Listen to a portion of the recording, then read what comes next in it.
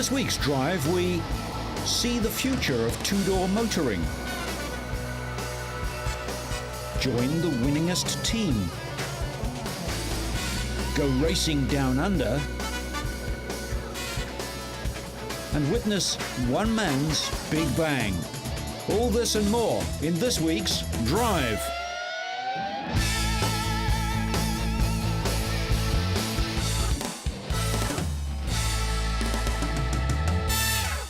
Rain delayed the start of the NASCAR GM 500 in Concord, New Hampshire by 3 hours.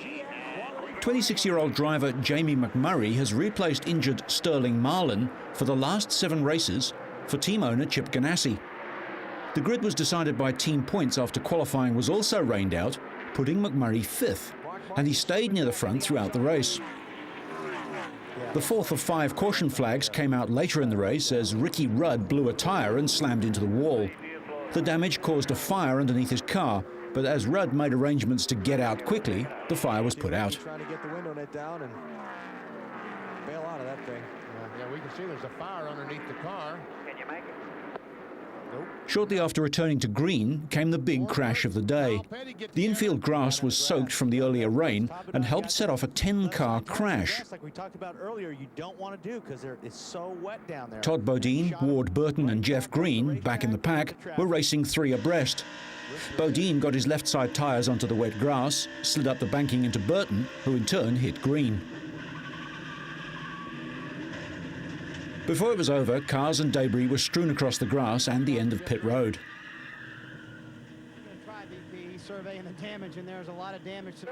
After taking the lead on lap 304 of the 334-lap event, the inexperienced McMurray held off 2000 Series champion Bobby Labonte, pulling away on the final lap to win by 5 car lengths. McMurray stunned everyone by winning only his 2nd Winston Cup start, a record, and earning $215,000.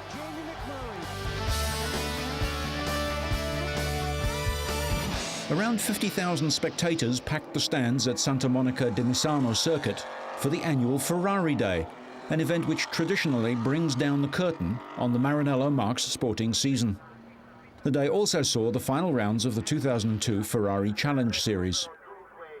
Fans were treated to a spectacular show when the drivers and test drivers Luciano Berti and Luca Badour, all in F2002 cars, did battle on the Misano circuit. It was the first time 4 of the cars had run on the same track. Eventually, every single employee of Ferrari will have the chance to be part of the Formula One team at least one race somewhere in the world. It's been a record-filled year for Ferrari. Schumacher was the first driver ever to finish every race in a season on the podium, and the Germans' 11 wins were the most ever by a driver in a championship. And Ferrari won 15 of the 17 races this year, matching Alain Prost and Ayrton Senna's 1988 record at McLaren. The team put on a thrilling show, each driver stopping in the pits to change tyres. It ended with all 4 examples of the World Championship winning car crossing the line together. Not another staged finish.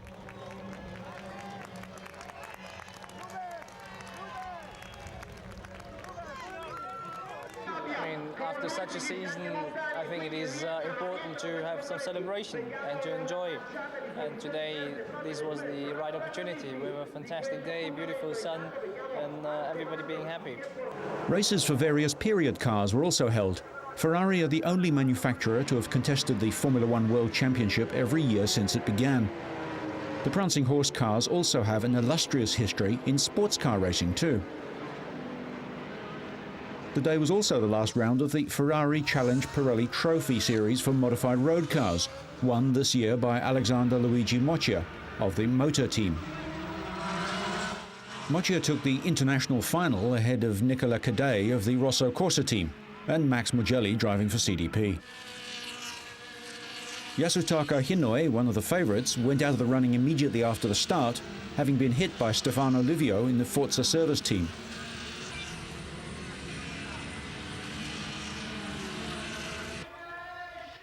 The winner received his trophy from Ferrari president Luca de Montezemolo, but second place was presented by Schumacher himself.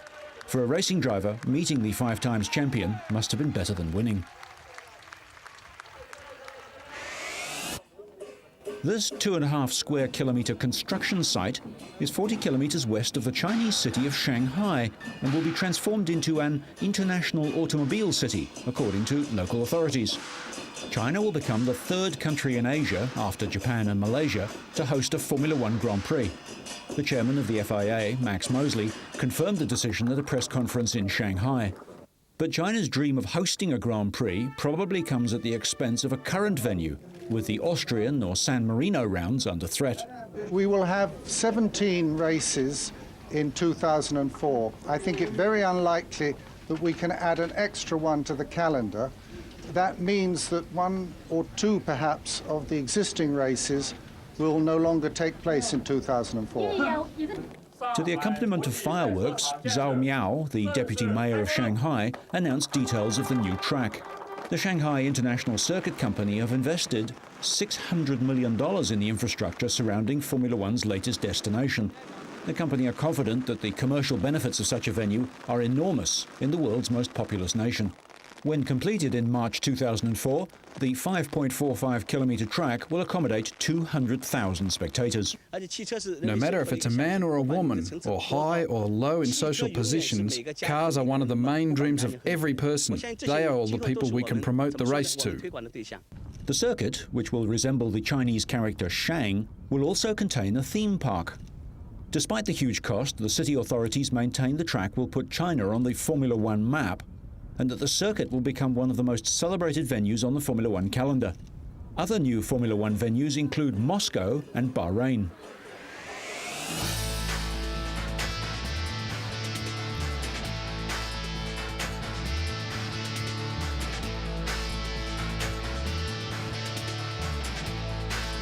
The all-new Z4 Roadster marks another milestone for BMW and for upmarket everyday sports cars.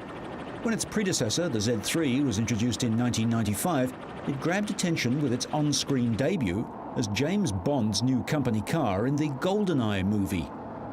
The traditionalist MX-5 Mazda notwithstanding, the new BMW helped reinvent the modern Roadster and was followed by cars like the Mercedes SLK, Porsche Boxster and Audi TT. But the Z3's looks weren't universally loved. Perhaps because of this, the replacement is so completely revised that it will carry a new name, Z4. The new Z4 retains the classic Roadster features, a long and sweeping nose, a long wheelbase, short overhangs, and a low seating position in a rear-set cockpit. The new body offers a spacious cockpit design that echoes the shapely exterior. Standard features of the new Z4 include a leather sports steering wheel, sports seats, a rollover safety system, and remote central locking. Options include a DVD-based navigation system with a 16:9 display, which retracts into the dashboard, a premium sound system, and a hands-free phone.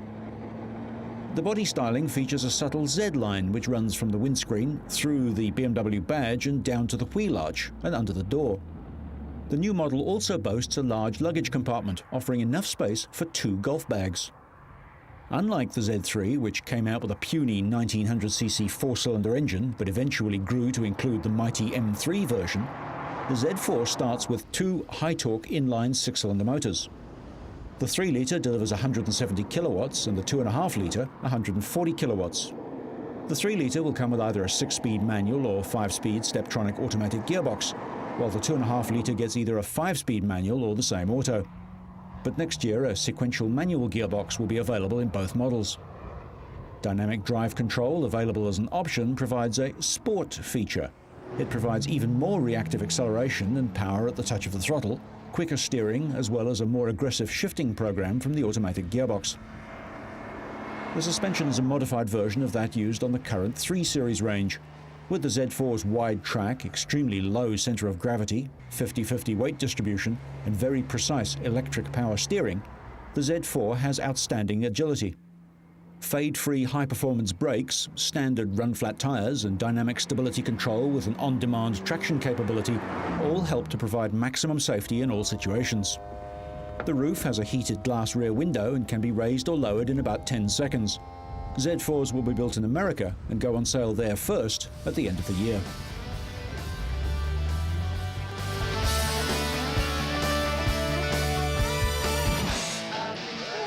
Have you ever wondered how the world's top bike racers relax away from the track?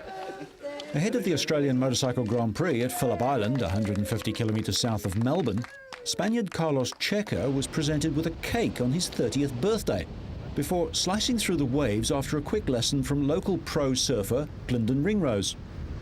After pulling on wetsuits to counter the chilly waters off Australia's southern coast, Ringrose explained to Checa and his friends about the art of surfing, as he demonstrated the stance and technique needed to paddle out with a board to get going. Balance, speed and style, all possessed by Checa on the tarmac, are required in the swash and backwash of surfing. Gaining in confidence, Carlos waved from his board on the incoming surf and then fell off. Meanwhile, another birthday boy, Casey Stoner, Australia's teenage sensation in the 250cc class, was up in the clouds as he turned 17. He listened intently to the flying instructor explaining how to put on an oxygen mask ahead of flying lessons, and then climbed confidently into the cockpit as the propellers rotated ahead of takeoff. Then the Royal Australian Air Force Aerobatic and Formation Flying Team from Melbourne took off in formation. Casey enjoyed the ride as his co-pilot completed a figure-of-8 manoeuvre, but then the pilots upped the pace and Stoner's smile came a little less easily. The RAAF flying team, known as the Roulettes, certainly gave their teenage countrymen the full works. They completed a series of aerial moves over the Phillip Island circuit before putting the birthday boy back down on terra firma, a good deal paler than when he went airborne. After his introduction to three-dimensional antics, the racer was probably very glad to have solid ground beneath his tyres. Another Australian, MotoGP rider Gary McCoy, teamed up with his younger sister Leanne, an apprentice jockey, for a family day out on horseback. Both brother and sister have suffered serious injury this season. Gary lies well down in the standings after snapping his tibia and fibula in pre-season testing and undergoing various operations, while Leanne broke 2 vertebrae in a fall from her horse. Both are well on the way to racing fitness.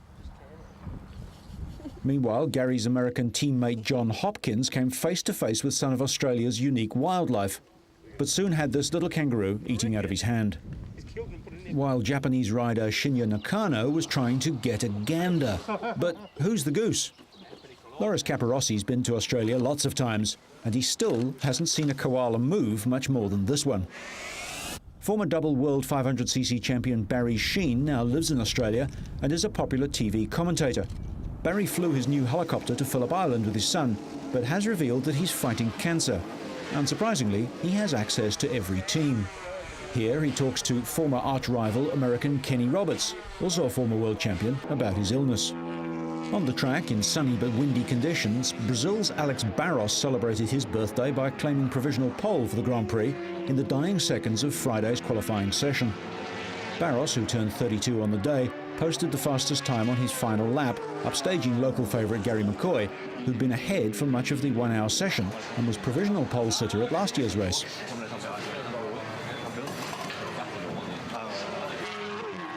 The Honda four-stroke rider who won the previous round, the Malaysian Grand Prix, was followed by Australian McCoy on a Yamaha two-stroke, just 0.15 of a second behind, proving that on some tracks at least, the smaller two-stroke engines could still prove competitive with the new era, bigger and more powerful four-strokes. McCoy was only 12th quickest on the straight at 311.2 kilometres an hour. A surprise on the provisional front row was Briton Jeremy McWilliams on the Proton, who claimed third fastest in the first-time session. The team managed by ex-world champ Kenny Roberts recently announced that they have their own four-stroke engines for next season, and that McWilliams and his teammate would both continue with the team. Jurgen van der Goorburg was yet another surprise on the front row, the 32-year-old Hollander outclassing the established stars on his Kanemoto Honda two-stroke. Valentino Rossi was off the pace in 5th place, but having long since retained his championship crown in a crushing display, might be excused if he wasn't really feeling highly motivated. Spaniard Tony Elias was the fastest rider in the 250cc class with a lap time of 1 minute 34.5 round the 4.5 kilometre circuit. He was just 9 1/1000ths of a second faster than championship leader Marco Melandri, both riders on factory Aprilias. Melandri was in a position to clinch the world title with a win in Australia, and he leads the championship by 27 points from Spanish rival Fonzi Nieto. Italian Franco Battagni was third fastest, despite being slowest on the straight at 273 kilometres an hour. keeping the front row a Spanish-Italian fight. Nieto was fourth fastest, taking the last place on the provisional front row, making it an all-Aprilia affair. In the 125cc class, Steve Jenkner set the early pace before being dislodged by Alex De Angelis and Dani Pedrosa, but he recovered top spot with 17 minutes remaining. Manuel Poggiali made a pole attack in the final minutes, but Jenkner tucked into the world champion's slipstream and bettered his own time, keeping the Gilera second. De Angelis ended the session in third place ahead of Pablo Nieto, who made up the provisional front row in fourth. Title leader Vincent was over 2 seconds off the pace in 21st place. In final qualifying, McWilliams claimed MotoGP pole position, turning in a sensational ride to take his second pole position at the track on a day of glory for his Proton team. McWilliams battled with the wind, but it dropped at the end of the session and he slipped in one blistering lap. With local hero Gary McCoy suffering from a cold but taking his Dunlop-shod Red Bull Yamaha YZR 500 to second place on the grid, provisional pole sitter Barros was knocked back to the second row.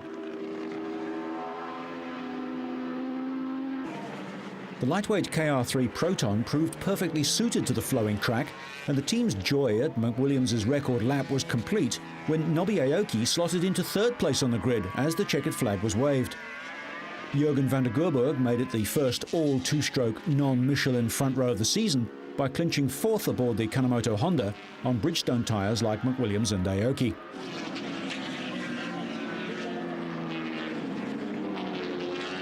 Alex Barros couldn't match the pace of the two-strokes and ended fifth as the fastest four-stroke. Fellow four-stroke Honda riders Toru Okawa and Valentino Rossi were second-row starters in sixth and seventh. In the 250cc class, Fonzi Nieto took his 9th pole position of the season ahead of Melandri. Nieto is now just one pole away from equaling the record set by legendary German Tony Mang. Melandri was the first to better the time set by Elias, but he was dislodged by Nieto with just 3 minutes remaining. Melandri made 2 pole attacks as Sebastian Porto came through to drop Elias to fourth.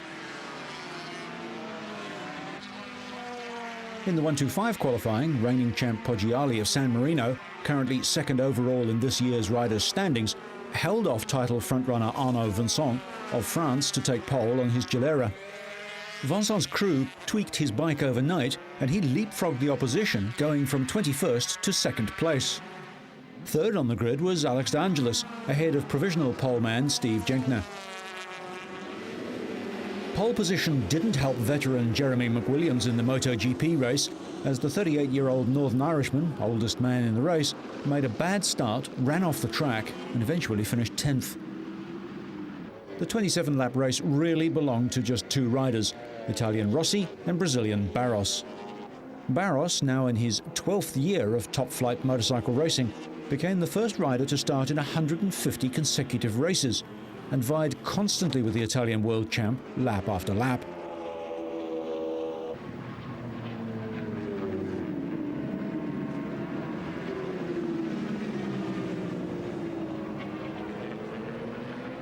On the final lap, Rossi fed Barros a feint and he outbraked himself, ran off the track but rejoined to finish second as Rossi took his 50th career win. The 23-year-old, already world champion in the 125, 250 and 500cc classes, is just the 6th rider to win 50 Grand Prix with a 46% success rate. It's the 50th, so it's a very good result for me. 50 victories is a dream. Marco Melandri became the youngest world champion in the 250cc class with a thrilling win. Aged 20 years and 74 days, he beat the previous record, held by Rossi, by 6 months. Melandri staged a 2-man duel with Fonzi Nieto as they swapped the lead several times on the final lap of the 25-lap race. And the Italian won by 0.007 of a second. For the winning constructor, again presented by Manuel Poggiali, Gilera's world champion, won the 125 race to close the gap on title leader Arnaud Vincent. Poggiali took the lead on the last lap to finish a quarter of a second ahead of Italy's Lucio Cecchinello, with Spain's Pablo Nieto third, both riding Aprilias.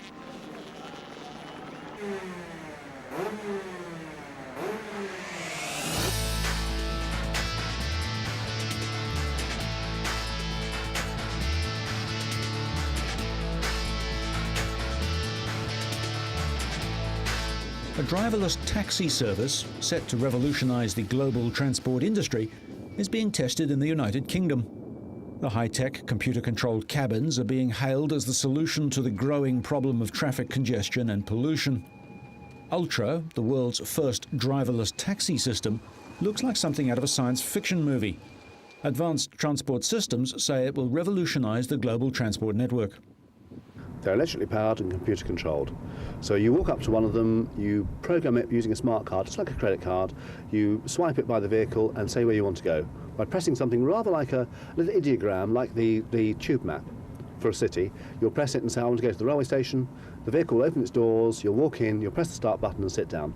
The vehicle will close its doors, you don't wait for anyone else to get on with you, it's your private vehicle, your friends travel with you, but only your friends, and it then goes directly from where you start to where you want to go, anywhere on the network.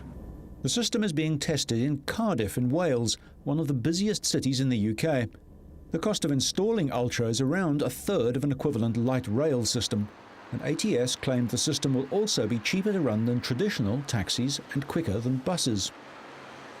I think the reason Ultra will work globally is a number of particulars of the system.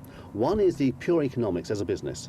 This is the first time that you can install a system for about a third to a sixth of the cost of competing technologies, rail, trams, monorails, and have a viable public transport operation. Another is the value for money for the passenger. It's a private environment. This is the equivalent of an automobile, a private taxi. This is quite unique. This is what people are looking for. And a third reason, perhaps, is the environmental cost. These vehicles actually are environmentally sustainable. They use so little power. They are, again, a fraction of the energy consumption of cars, buses, rail, any other form of transport. So the world can afford this technology. The first Ultra system is expected to start carrying paying passengers into the future when the installation is complete in Cardiff in 2004. But will it be able to have an opinion on every subject under the sun and recommend a good restaurant?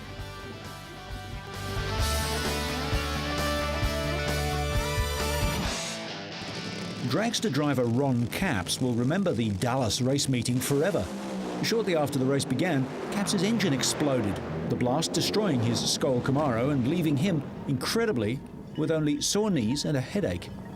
The explosion, caused by a broken exhaust valve retainer, shattered the car's carbon fibre body and blew the engine's supercharger into pieces. The explosion lifted the top half of the motor off, and it went into the firewall and pushed that up over the roll cage, Capps said later. There was no warning. The engine gave a little quiver, but that was it. I couldn't see anything. The firewall had my head pushed against the cage. The explosion was the worst that I'd ever been through.